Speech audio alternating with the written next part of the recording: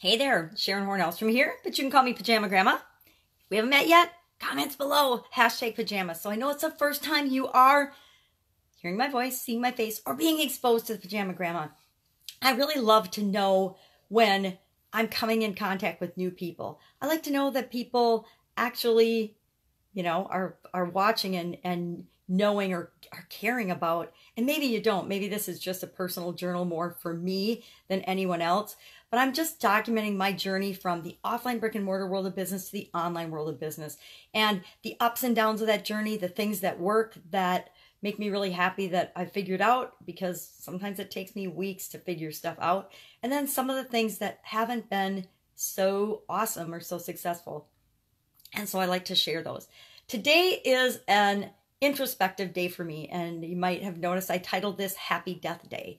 This is actually the 8th anniversary, which is awesome because the vast majority of people that die in the way that I did don't survive past their 3 to 6 year mark. So every year since my 3rd anniversary and my 6th anniversary, it's been a gift. It's always a gift. And I think we forget that our life isn't guaranteed. We're not, and we know in the back of our mind all the time, but we never really realize that any day, the drop of a hat, the wrong step in front of a bus, the wrong step anywhere can cause us to not exist on this, planet anymore. We can die. And I never really thought about that. I was just going through my life, clicking along, doing the things I thought I should do, and the things that were the right things to do by other people's estimation, not necessarily by my own, but kind of by my own too, based on what I'd learned and experienced over my life up until that point. And one day, one evening after a meeting, boom, I had a sudden cardiac arrest, and I wasn't almost here anymore. And, I don't need to go into the details of that, but that began a huge journey for me personally to try to figure out, number one, what the heck had happened when I finally was, pulled out of the coma and had heart surgery and things. That was my first question, was, well, what the fuck? And people are offended by swearing, sorry, but I actually made t-shirts and I wore them around for the next year or so as I was going through my journey of trying to understand what the heck happened to me. I mean, I hadn't even really heard of a sudden cardiac arrest up until that point. And so I started doing what I do with everything in my life. I started researching and studying and trying to figure out, well, what does this mean? And what does it mean for me? And after I started looking at the statistics, I'm like, well, why the hell am I still here when, 93 to 94% of people don't even survive this event. The statistics are, and I don't know, they could have changed by now because it's been 8 years or 7 years since I looked into this, because once I study something and learn all about it, and because I get curious and interested about it, I stop studying it. Now I've continued to study personal development things and metaphysical things because I find them fascinating. I'm an engineer nerd by nature, so I find metaphysical things and human improvement things really, really fascinating. So I'm always looking at that stuff. But as far as, the heart and the sudden cardiac arrest stuff, boom, gave that stuff up. Once I knew enough to figure out what I needed to do to not be dead, I stopped studying about it. So, but the statistics are, most people don't make it. Most people are never found in time to be revived. I happen to have gone down in a really good place with somebody, right by somebody that knew CPR. First responders were across the street. I mean, it was just a series of events that happened really in a bizarre way, because I had gone through a place that I never normally would walk through, and that's when it happened, and that's when I was found. And, lots of drama around that. But my point is, how often do we actually think about and really realize, are we on the right path for us? Because all of our paths and all of our experiences are different. Are we going down the right road? Are we making the right choices? Are we making the right decisions? Are we doing the things that create the life that we want, the life that we love, the life experience that we're excited about? Because what I know for sure is, when we die, none of it matters. None of this shit matters. None of the, okay, sorry, I hate to say it, but none of the supersizing and growing your business matters. It's something we do to try to make the world a better place while we're here. But when we're gone, it just doesn't matter, right? It doesn't. All of the stuff, all of the robes, all of the jewelry, all of the cars, all of the homes, all of the, now I will say traveling, and I say experiences matter, relationships matter, because we take the energy of those with us.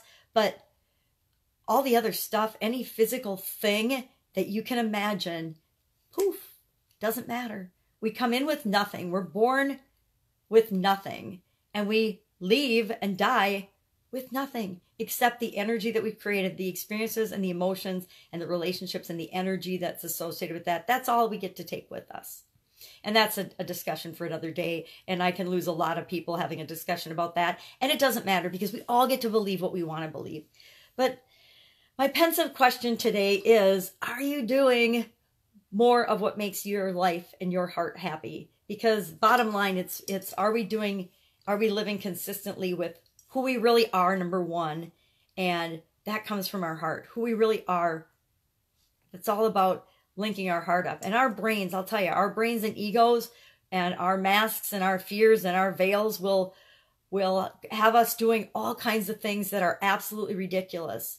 And you won't even know they're ridiculous, because it's our subconscious trying to protect us from, hurt or fear or, rejection or disappointment. And because of that, we'll do things that aren't in our best interest. We'll put other people first, and we won't take care of ourselves. And we'll do all kinds of craziness to be seen as normal and to fit in and to get by, when we all just really want to be ourselves. So I guess today I'm thinking a lot about, how do I just keep showing up as me and setting the example for other people? Because the more willing you are, the more willing I am to step forward and just be myself, be who I really am, and show that to the world, the more it gives other people permission to do the same. And if that's all I do while I'm here for the rest of the days that I happen to be here on the planet and in existence before I die, for real, I guess I really died, but I got to come back. So I think that it didn't, I like to just say that it didn't stick. Before that happens, what do I want to do? Well, I want to just experience my life every day just as me, uniquely as I can. I want to go to the park, walk in the park, and actually see the trees and the flowers and the animals and the nature, and experience how that makes me feel, how that recharges and energizes me. I want to do that. I want to experience things like that. I want to change people's lives. I want them to know that they can be themselves and they can have and do whatever they want, because we all can, and nobody gives us permission to, and mostly we don't give ourselves permission to. And that's the really sad thing.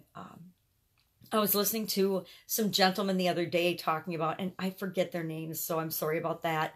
I think the Satori brothers or something, and I can't remember which one it was, so I'm not going to say, but it was on a podcast presentation, and they were talking about, and he was saying he realized that the way he talked to himself, when his son was about 6 or 7, he realized one day that the way he was talking to himself, the way we all talk to ourselves, let's be honest, almost all of us talk to ourselves in a way that is just not so nice. Me included still, and I so know better, right? That he realized that he was talking to himself in a way, in his self-talk, that he would never have talked to his 6 or 7-year-old son at the time. He would never have said the things that he said to himself to, well, another person, especially not his son. And I've been thinking about that for the last few days since I heard that. And I realized how ridiculous my self-talk still is. It's ridiculous. And I don't know why. I mean, I can find reasons and why, and all the conditioning and experiences I've had, but that's just making excuses. I don't want to make excuses about it. I don't care why. I just want to change it. So whenever I catch myself doing that now, I ask myself, would I have ever talked that way to my beautiful daughter or my amazing son? And if the answer is no, I stop, I erase that, and I say, well, how should I be talking to myself? And it's, after I turn off every single Facebook Live video that I've ever done, the first thing that pops into my mind is, oh my God, that sucked. That was awful. Which is why I don't go back and watch my videos. Because if I did, I would never post a single one. But we have such a bad inner critic. And my goal over the next few weeks, and I wish I could just do it immediately, but it's such a habit. I know I'm going to have to actually consciously bring it up and try for a while. How do I make that little shit voice, because it's just an asshole, and I'm not really an asshole. It's like, you know, you've got the angel and the devil on your shoulder. It's like my self-talk voice is a frickin' devil version of me, spewing out all of the negative crap and the lack and scarcity and all of the bad negative emotions that could possibly come up, or feelings. And it's just like a 24/7 little bugger running in my head. So my goal is to switch that, and maybe it's not going to be an angel, but it's definitely going to be a friend and a fan and a supporter and somebody that loves me and encourages me and nurtures me. And the little devil person, that person's going to get smaller and smaller and smaller and smaller.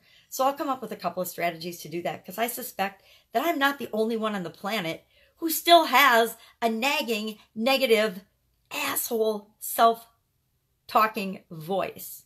So if you do, I would love to hear your thoughts and comments about that. And if you want to find ways to kill your negative self-talk and your negative voice, and not kill it, but transform it into a positive one, because I think that that's a really important project, at least for me, from a personal development standpoint, and for moving my life, continuing to move my life to where I want it to be. Because like everybody else, my life is a work in progress. Every day I like to think that I'm getting better and better, that I'm getting, you know, nicer and nicer, kinder and kinder, you know, healthier and healthier, whatever it is that I'm working on. I like to believe that I'm making a little bit of progress toward that every day. And I would like to, in any way, shape, or form that I can, help you to do the same. So what am I doing today from a supersizing your business standpoint? I'm going to actually be sharing some more in terms of promoting our 30-day supersized business challenge. And it's really now going to be a 60-day challenge, but I'm kind of reluctant to tell people that, because people don't even want to do a 30-day challenge. People are reluctant to try a 30-day challenge, much less if I tell them, hey, it's going to be a 60-day thing. But I think, hey, you get 60 days of this incredible content for free to help you supersize your business. So you can listen to it for less than 10 minutes a day or not, totally up to you. But if you want a free source of awesome information, guess what? Here you go. And I love doing that. Like I said, I love doing things like that, just sharing things, but I don't like the promotion part of it. I realized that today in a daily scare, share, stretch your comfort zone type of activity, that I got to get better with that. And I just need to change my perspective on it. Instead of feeling like I'm promoting and selling things to people, which I never really do, I just have to realize I'm sharing what I can do to help people, and that there's people out there that want to know. There's 8.7 billion, or how many ever people on the planet. I got to believe that there's plenty of them out there that would love to hear from what the Pajama Grandma has to say about growing and supersizing your business from my perspective, from, you know, the perspective of somebody that's been in big corporations, been in a lot of and owned a lot of different businesses and different industries, and how you can add an online component to that to really speed up how fast and easily you can grow your business. And if that means I got to figure out how to share and have conversations with people, I don't have a problem having conversations with people about their businesses and what, you know, because me included, I can't tell you how many coaching sessions I've been having with people, and I'm like in the back of my mind thinking, okay, I just told them to do this, and am I actually doing that for myself? No, I haven't done that for myself, so maybe I better take a step back, because we get busy doing the thing that we do and we forget to do the other things that are part of our business if we don't automate them or put systems in place to make sure they happen, that still need to get done, but that we can have them going on while we're doing the thing that we love to do. So that's it today. I'm going to be doing some things I love to do today. I have to help some people out with some things, but you go out and make it a fantastic day. And I will, I want to say I totally messed up on my day numbering. Today is actually day 230 of What's She Up To Now.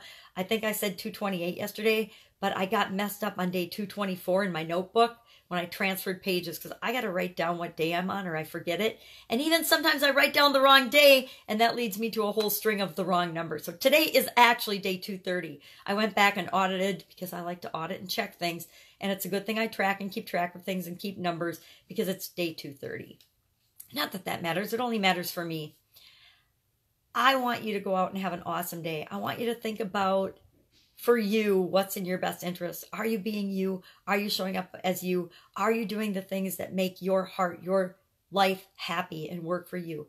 And if you're not, just take one little step towards something that you want, because I guarantee every day your life will get better and better if you're focusing on what you want versus the lack of what you want or the what you don't have yet. I think one of the worst words in the English language, a couple of them are try, hope, and yet. And people like to argue with me about hope, but hope and faith are totally different to me. If I have faith that I can do something, and again, we all get to define words the way we want. So maybe hope doesn't bother other people, but hope to me says, oh, I just hope it happens. It's like wishing. I'm wishing it will happen. So you can either wish something will happen or you can take steps to make it happen. You can hope something will happen. You can hope you don't get sick. You can hope you don't get cancer. Or you can take steps to ensure your health so that the chance of you getting sick or getting cancer is really, really small. And again, with the word try as well. To me, try means, well, if everything works out and the stars align and I fall into something happening and I do something once and it works out just the way I want, then I'll do it. Otherwise, I'm going to quit and I'm not going to do it. That's how I feel about the word try. I think that for me, I define them as weak steps, weak wishing, and I am going to take action. I'm going to take steps. I'm going to figure it out. I'm going to make it happen. The universe is rigged in my favor. All of those things to me are much stronger, much more empowering. So they're the things I'm going to do and I'm going to focus on. So you have to pick what works for you. Go out, do it. Have a fantastic day. And I will, of course, see you tomorrow with day 231 of What's She Up To Now. Bye. Have an awesome day.